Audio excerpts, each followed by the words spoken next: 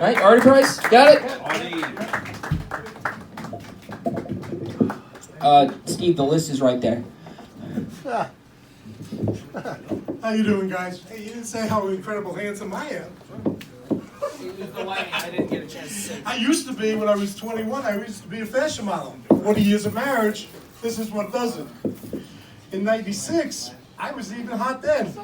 Yankee ring, I was with the Yankees at the time, so it was like a chick magnet to get that. But today, I work for, you know when you walk into a car dealership, you feel your ass starts to hurt before you even walk in the store? That's because you're about to get fucked. Yeah, I work for a car dealer now. I'm a finance manager. Here on Long Island, everybody has to have a strange title. I had a guy come in, he tells me he's into water management. I said, water management? He's a fucking lifeguard. Another guy, he tells me he works at 7-Eleven. I said, what do you do? He says, I'm a consultant. I said, a consultant? Yeah, I let him know which is better to get, the candy bar or which soda to get. Me, they might turn around, my wife says, so you're an F&I guy. I said, yeah, I'm a finance manager. She turns around and says, no, you're a fucking idiot. Well, I used to, what is this? Wait a second. I used to love going on vacation down to the Caribbean. I love sitting down by the water. I like watching the people walk by. You see all the topless women. The only problem is when you get these older women, the boobs down to here, that's really hard to watch. And my wife turns around and says, you think that's hard to watch? Imagine what they're saying about you walking around in that thong. Well, we get back on the ship, and I decide I'm going to go to the upper deck where the women are sunbathing naked. And I see all these women, and I say, all of a sudden I see this one. I go, oh, Jesus, what the hell? I said, honey, put your top on. We're going to be late for dinner. And we get off the boat in Florida, right by Disney. There's an adult Disney store right outside the store, right out there. I said, I got to go in there. I go in and I see adult Disney character condoms. Ooh, I got to get some of them. I see Pinocchio, the big one. Yeah, I need that one. Nah, she turns around, no, you need Jiminy Cricket. That's what you need. Let me explain something to you. Where it all started, August of '69, Woodstock.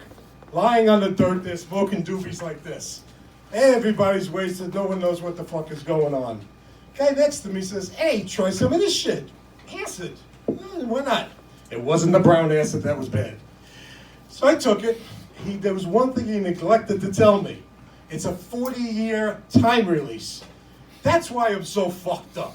Every once in a while, it still comes back to me. One time we went on an acid trip. Me and my buddies decided we're going to go down to Florida and take a nice acid trip down to Florida. 24 hard hours later, we finally see the sign, and it says, welcome to Hicksville train station. Then we also used to go at nighttime. We used to like going swimming. So I used to get a box of Cheerios and throw them in the pool. We used to make believe they were life preservers and try to dive into them. That didn't work out so well. So we went out and got bagels. You know something also? Some of you guys that were the baby boomers that grew up in the early 60s and 70s, you're all fucked up also. I mean, growing up listening to Looney Tunes, Three Stooges, Bozo the Clown, come on, how could you not be fucked up? It's your parents' fault.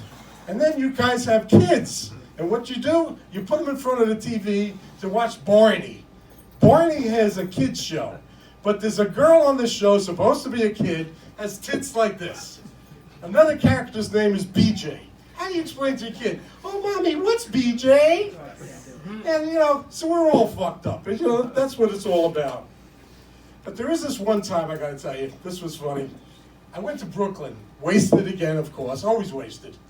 And I went into this bar, and I found the most beautiful blonde I've ever seen. Gorgeous girl. We hit it off. It was a great thing. She invites me up to her suite. We get into bed, and I say, honey, I gotta ask you something. You're such a beautiful, beautiful woman, but you got such a deep voice. She says, you got one thing right. What else we got? We're gonna end it with this one. There is one person I always have to remember. It's my mother-in-law, Ida. Ida's 95, she'll be 96 in May. She could outdrink anyone at this bar. She eats food like it's going out of style. Like any other one, she's shrinking. But she was watching TV the other day, and went past the room, and I said, "Hey, what are you watching, the History Channel?" I said, "What do you do, looking for some of your old friends?" She turns around to me and says, "Why don't you go back to watch your TV show, The Biggest Loser, and look for your friends?" Guys, that's it. You have a good night.